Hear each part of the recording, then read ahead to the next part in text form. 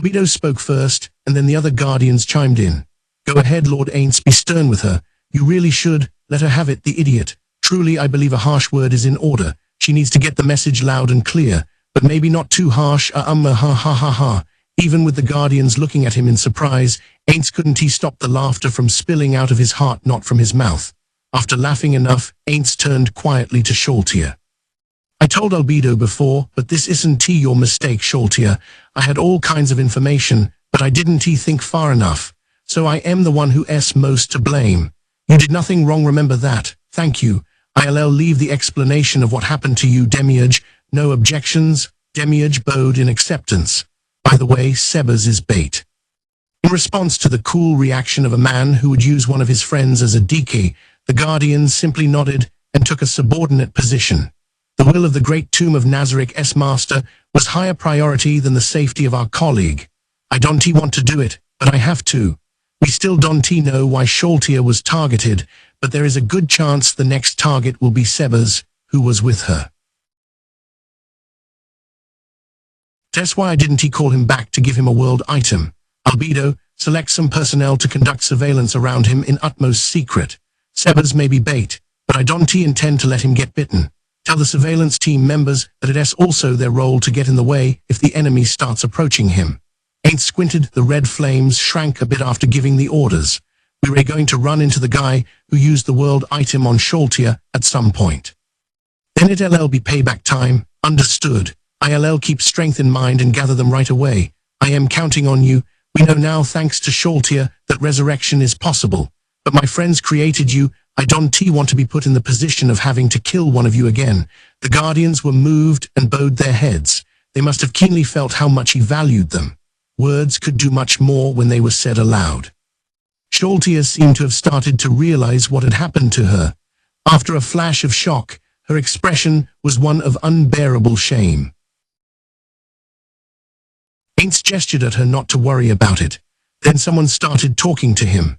You Lord Aints, what is it, Mayor? You do we need to restore the site of the battle? Now we don't need to. Did you know that when you break a magic sealing crystal, an immense power rampages through the area and destroys everything? It does. Sorry, that was a lie, but that's how it goes. A lie will become the truth. Magic sealing crystals are rare, so probably no one can test it to check. Albedo, rough up the one Nigun used. Also, have the blacksmith put some burn marks on the broken armor we ordered. This will show what a brutal fight I went through. Understood. Oh, and I might have been a little undercautious. There are definitely enemies out there waiting for us on the outskirts of Nazarik who can harm us. I want to get started as soon as we can on a fortification plan. As part of that, I am thinking of using my skills to create an undead army. I said that before, or maybe I said it only to Albedo. Anyway, I want to make that our highest priority. I want to get a plan in place to collect the necessary corpses from the graveyard in Rantel. About that, Lord Aints, yes, Albedo. With human carriers, you'll be able to create undead up to only the weaker side of middle tier, right? That's right. What about it? The highest level undead he'd been able to create using the sunlit scripture corpses was 40. Any higher than that, and the bodies broke down over time and eventually disappeared.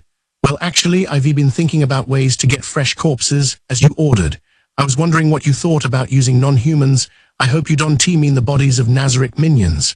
No, nothing like that. Subhumans. Albedo smiled a cruel but beautiful smile. Aura has discovered a lizardman village. What if we raided and destroyed it? Epilogue Bellot, the leader of the Mithril adventurer team, the Celestial Wolves, opened the door to the Adventurers Guild. He was met immediately with looks of reverence and admiration. Bellot was used to that. Compared to a month ago, however, there was a little less heat in their gazes. Well, there's no helping that he looked over the requests up on the board. Unfortunately, there didn't seem to be any mithril jobs available. Of course, there were that many jobs that only mithril plates could take, but this situation wasn't due to that. Someone was cleaning up all the jobs mithril level and higher. Mr. Momon, Bellot uttered the name in a tone tinged with complaint. It was the name of a man who slaughtered a supposedly powerful vampire about a month ago. He hadn't actually watched the fight, but anyone who'd seen the aftermath could grasp what a fierce, bitter, life or death struggle it had been. He wasn't surprised Igvaj and the other members of Kraugra had gotten wiped out in it. Anyone who participated in that fight would have died as a matter of course. When the magic sealed in the crystal was unleashed, the earth in a wide area had been blackened. Part of it had even turned to a desert. The surprising thing was that if they hadn't done that, they couldn't have beaten the vampire, and they came back alive. The ones who had returned victorious were paradoxically bigger monsters than the vampire had been, according to Belot, who was no match for them. He was so strong they had to respect him by saying Mr. As he was thinking about the overwhelmingly powerful adventurer, the door opened. A buzz went through the guild like a gust of wind. Though he had an idea what the commotion was for, he turned in the direction the others were looking. He saw exactly who he thought he would, the dark hero Momon, who everyone in town was talking about. He had 2 giant swords on his back. An uncommon beauty stood behind him. Armor where every piece is made with adamantite. I wonder how much that costs.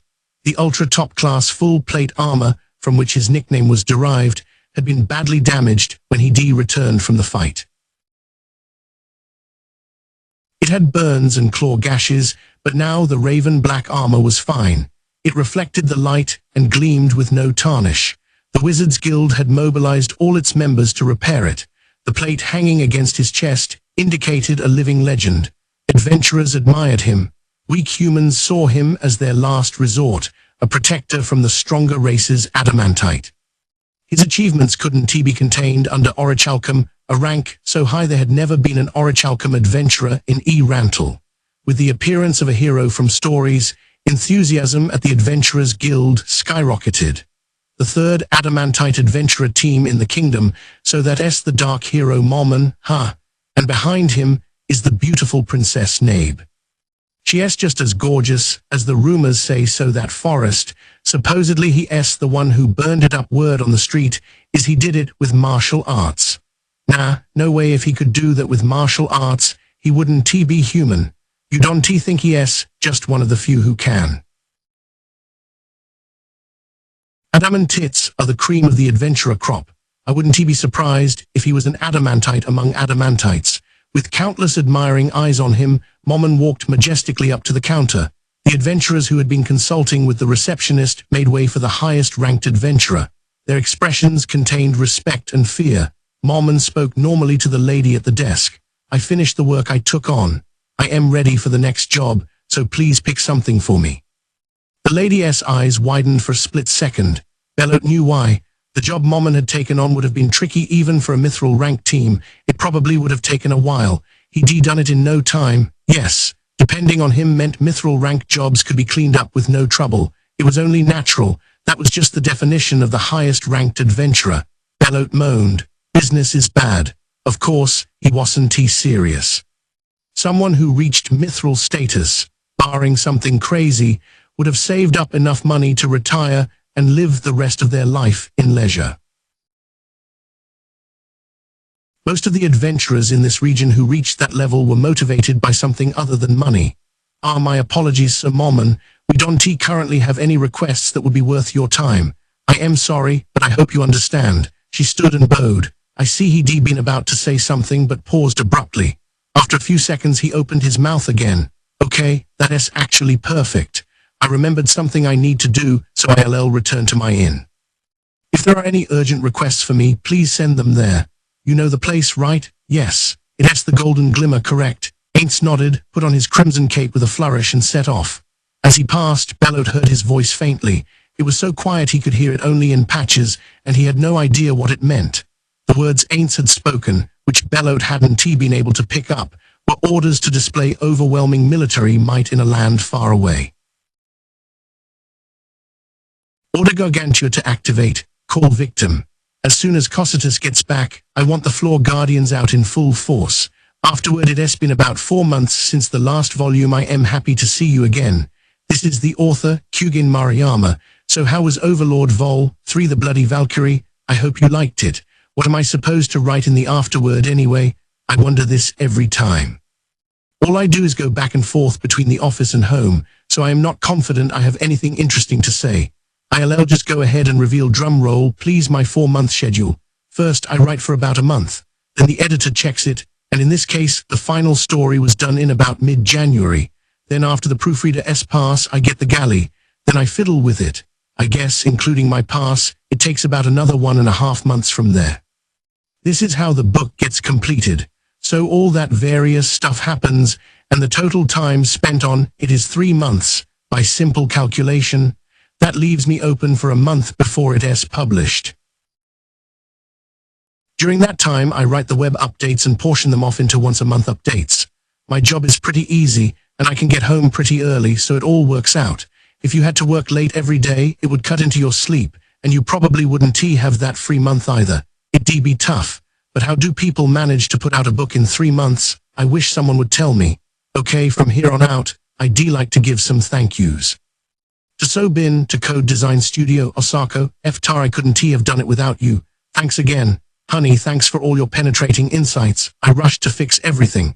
And to everyone who bought the book, thank you so much. If you have anything you'd like to say, please use the postcard included with the book. You'll have to pay for the stamp. Or if you can see the web version, I'd be happy if you left comments there. Okay, next time is a whole arc of lizard men. I hope you'll continue reading. Well then, see you. KUJNE, MAUAMA, March 2013. Please note the postcard was included only in the original Japanese release.